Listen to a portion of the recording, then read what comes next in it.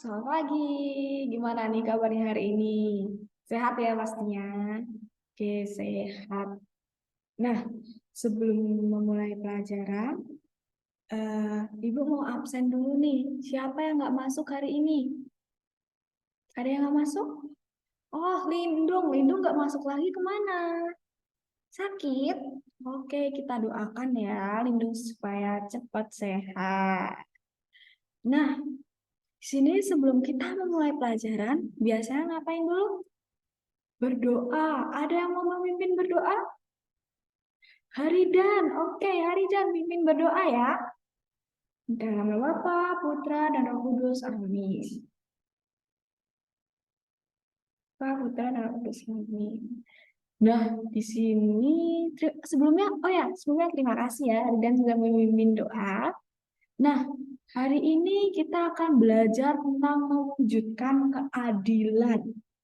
Di sini sebelum memulai pelajaran, Ibu akan nampilin sebuah apa tuh? Sebuah gambar.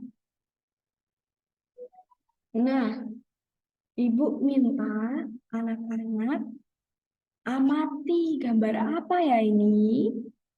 Ayo, ada gambar apa? Ibu kasih waktu 2 menit untuk ngamatin gambar. Yang udah tahu langsung tunjuk tangan ya. Oh iya, siapa? Berti. Berti gimana? Benar, gambar yang kiri. Sisi kiri ini orang yang baju ungunya nggak kelihatan waktu ngelihat pertandingan ya, sedangkan semuanya kelihatan. Nah, yang di sisi kanan ini benar dikasih kayak balok balok kubus ini kayu buat si yang kecil tadi yang anak berbaju ungu ini jadi kelihatan benar sekali. Nah, di sini ada lagi nggak perbedaannya? Ayo, ada yang tahu? Oh iya, benar ada kayunya berbeda, ada yang bolong-bolong ini ya. Oke.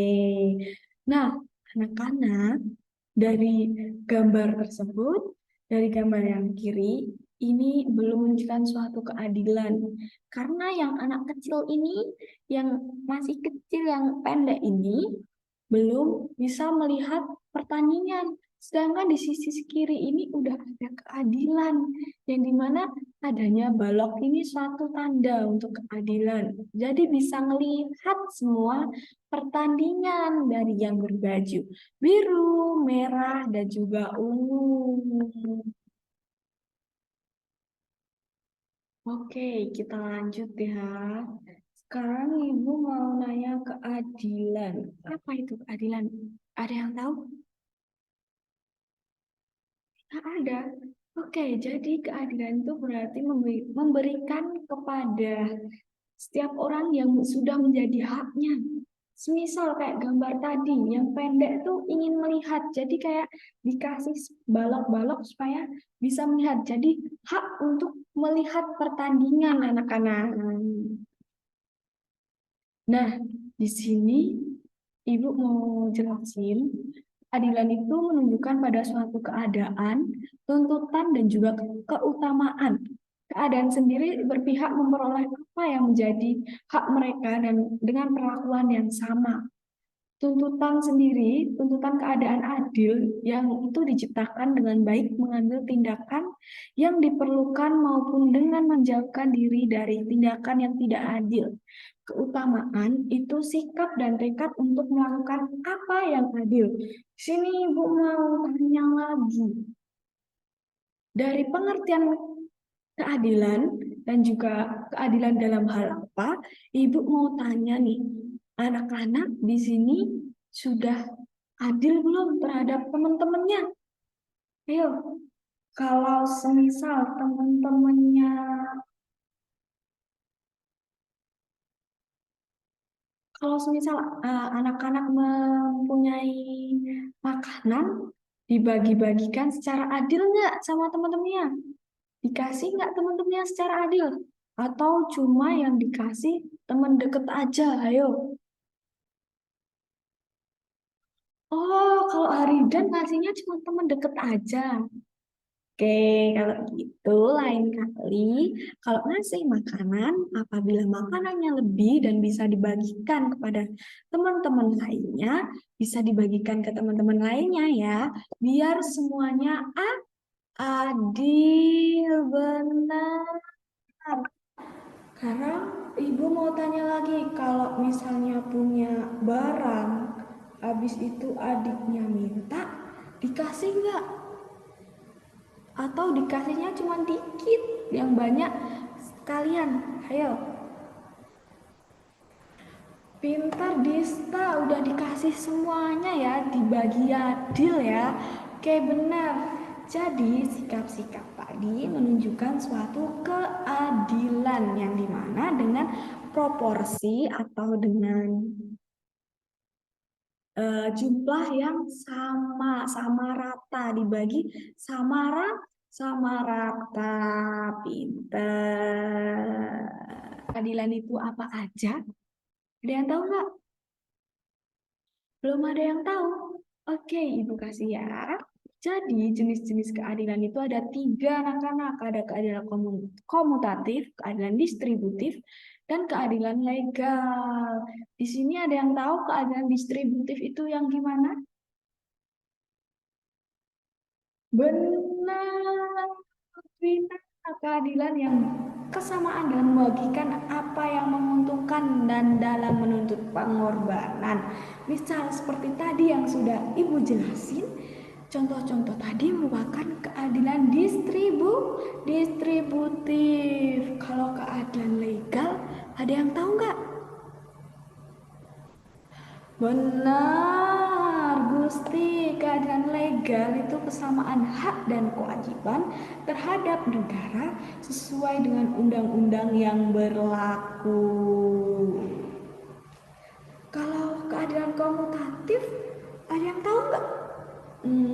Ayo, ayo. Iya, Sita, benar. Keadilan komutatif itu kesamaan dalam suatu pertukaran.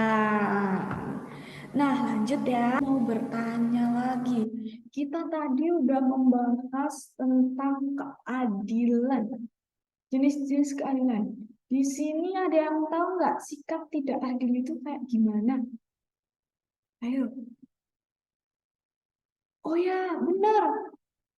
Hendra, kayak kasus Brigadir J yang baru marak ini ya, yang dimana nggak ada keadilan, menuntut suatu keadilan, tuntutan di penjara untuk Richard Eliezer. Benar, habis itu apa lagi? Ada yang tahu? Kok pada diem aja? Gak ada yang tahu ya? Ibu kasih tahu kalau nggak ada yang tahu. Ya, bentuk ketidakadilan itu ada banyak sebenarnya, tapi Ibu kasih contoh 4 ya, yaitu ada tindak perampasan dan penggusuran hak milik orang lain. Semisal nih, kan banyak ya di eh, pinggir-pinggir jalan tuh ada PKL kaki lima yang sering digusur. Ada berita-berita di Jakarta yang PKL itu digusur oleh Satpol PP. Itu merupakan suatu ketidakadilan yang ada dalam masyarakat. Habis itu ada pencurian, perampokan, dan korupsi. Itu juga salah satu bentuk ketidakadilan dalam masyarakat. Habis itu ada tindakan pemerasan dan juga rekayasa. Dilanjutkan dengan tindakan atau keengganan untuk membayar utang. Itu adalah suatu ketidakadilan dalam masyarakat anak-anak. Di sini ada yang ditanyakan? Ada? Sudah jelas semua? Sudah jelas? Nah, di sini Ibu mau jelasin bahwa kemiskinan dan kesengsaraan itu menjadi suatu bentuk ketidakadilan yang dimana masyarakat itu sering didiskriminasi. Ada yang tahu diskriminasi itu apa? Benar, Juliani, tindakan yang kurang mengenakan yang diberikan oleh orang yang mempunyai kuasa terhadap masyarakat-masyarakat kecil. Benar banget.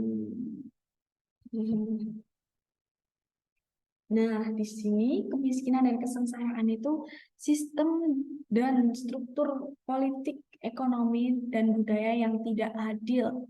Dan sikap diskriminatif ini juga tidak berperi kemanusiaan terhadap kaum perempuan, pendatang, imigran, atau kepada rakyat-rakyat kecil. Ibu ini bahwa kegiatan demi keadilan dan partisipasi dalam perlombaan dunia bagi kami menampak sepenuhnya sebagai dimensi hakiki pewartaan Injil atau dengan kata lain perutusan gereja demi penembusan umat manusia serta pembebasan dari tiap situasi penindasan.